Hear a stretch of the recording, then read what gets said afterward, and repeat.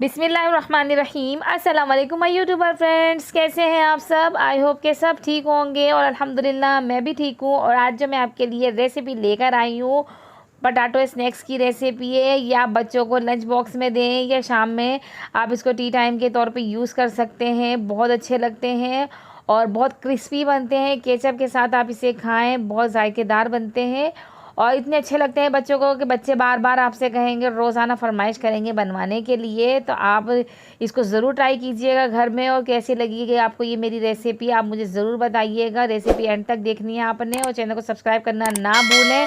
तो रेसिपी हम स्टार्ट करते हैं। हमने 4 आलू लिए हैं, अच्छे से इनको मैंने गला लिया था, छिलका उतार के इसको मैशर की मदद से हमने मैश करना है। अच्छी तरीके से मैश करना है कि इसके अंदर कोई भी आलू की ना गुठली ना रहे, आलू अच्छी तरीके से सारे मैश हो जाए। आप इसको ग्रेटर की मदद से ग्रेट भी कर सकते हैं और ये मैंने इस तरीके सारे कर लिए हैं। अब इसके अंदर हम डालेंगे नमक टेस्ट के हिसाब से। अब इसके अंदर हम डालेंगे आधा चाय का चम्मच के करीब वाइट पेपर, आधा चाय का चम्मच ही इसके अंदर जिंजर पाउडर और आधा चाय का चम्मच के करीब ही इसके अंदर गार्लिक पाउडर और इसके अंदर 2 खाने के चम्मच भर के कॉर्नफ्लावर डाल देंगे और इसको अब हाथों की मदद से अच्छे से मिक्स करेंगे। अच्छी तरीके से इसको हमने मिक्स करना है कि ये सारी चीज़ें अच्छे से आलूओं में मिक्स हो जाएं और ये एक अच्छा सा डो तैयार हो जाए। अब ये देखें एक डो तैयार हो गया। तो अब इसके अंदर हम डालेंगे 1 खाने का चम्मच कुकिंग ऑयल ताकि थोड़ा सा चिकना सा हो जाए।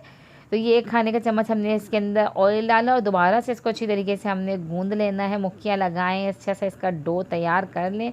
अब ये डो हमारा तैयार हो गया है। अब हाथों को अच्छे से साफ़ करके हाथों को ग्रीस करना है ऑयल से और इसके बाद जो भी शेप आप देना चाहें वो आप दे सकते हैं। राउंड बनाएं, इसको बॉल की शक्ल देना चाहें आप जो देना चाहें, ट्रायंगल भी बना सकते हैं। पर मैं इस तरीके की शक्ल इसको दूंगी, ये बच्चों को अच्छी लगती है और ये ना एक ही दफ़ा में बच्चे लेकर आराम से खा लेते हैं। छोटे छोटे होते हैं ना तो शौक़ से खा लिए जाते हैं। इसके ऊपर हम फोक की मदद से हल्का सा प्रेस करेंगे ताकि थोड़ी सी इसके अंदर डिज़ाइनिंग आ जाए।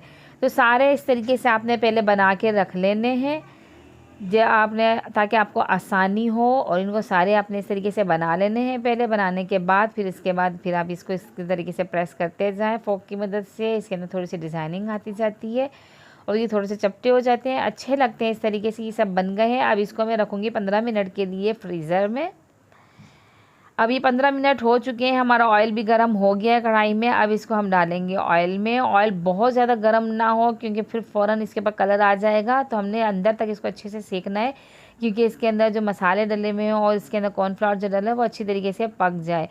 तो ये सारे हमने कढ़ाई में डालने हो और फिर इसके बाद इसको बड़े ही एहतियात से इसको, ये देखिए सारे ऊपर आ गए हैं, ये फ्राई होना शुरू हो गए। तो ये सारे ऊपर तह पे आ गए।